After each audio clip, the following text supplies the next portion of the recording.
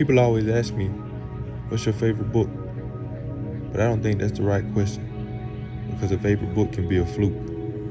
A favorite author, however, has to earn your trust over several books. When I analyzed this list, I started to notice differences.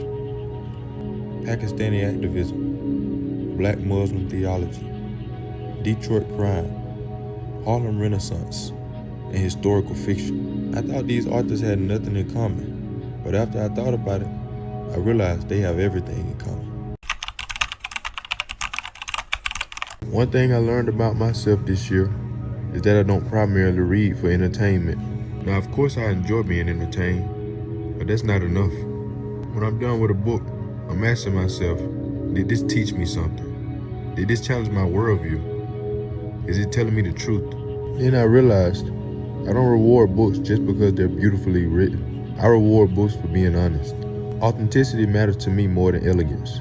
Conviction matters to me more than perfect prose. And that's exactly what connects every author on this list. Malala sits at the very top of my list, not because she's famous, not because she's inspirational, but because her story was something that I didn't expect. But for me, it was something much deeper.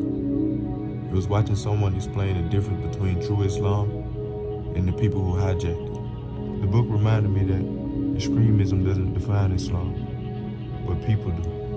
But what surprised me even more was finding my way. The first book is about surviving violence. The second book is about surviving everyday life.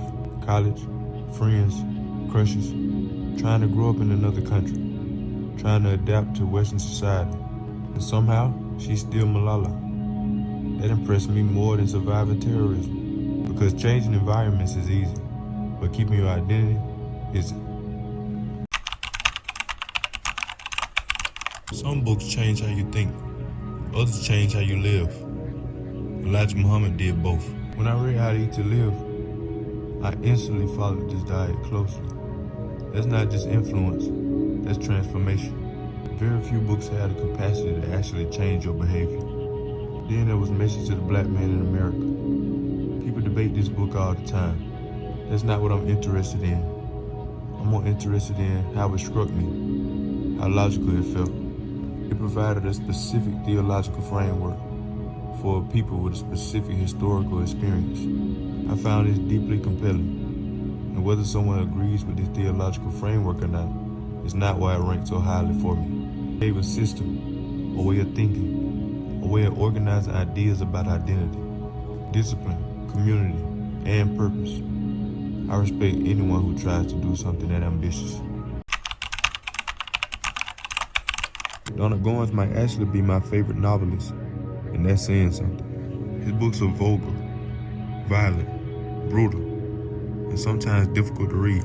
But I never read fiction that felt this pragmatic. Not real, but pragmatic. And there's a difference. Realism simply depicts life. Pragmatism understands how life actually works. Goins never romanticizes poverty. Goins never romanticizes crime. He never pretends that everyone has good intentions. His characters simply exist inside broken systems. I'm not admiring criminals. I'm admiring honesty. His novels refuse to sanitize reality. And as a writer myself, that's something I deeply respect. Zora Neale Hurston. I genuinely enjoy her writing, but I don't always agree with her conclusions. Take Spunk. I gave it 4 stars because I ultimately think Spunk got what he deserved. But there was something I couldn't ignore. Spunk dies, Joe dies, but the wife survives. To me, the moral balance felt incomplete. Then take The Gilded 6 Bits. I gave it 1 star, not because I don't think that it was really well written, but because I don't fundamentally agree with the ending. And that's the beauty of reading. Joe forgives his wife for infidelity. For me, that resolution just didn't work. I believe betrayal permanently changes relationships. That disagreement shaped my rating. Then How It Feels to Be Colored Me. I gave that 4 stars. I love Hurston's insistence on preserving her identity within a racist society. Dolan Perkins Valdez taught me a lot about myself. Agency matters. almost more than anything. In Winch, my favorite character wasn't Lizzie, it was Mawu, because she fought. Even knowing the consequences, she fought. When Lizzie ultimately tailed on Mawu, I found that heartbreaking. Not because it wasn't historically believable by any means, but because I couldn't emotionally follow her decisions. The poem was solid. I appreciated the rotating perspectives and enjoyed the storytelling, but I never reached the philosophical heights of the other authors on this list. But also, once again, that's the beauty of reading.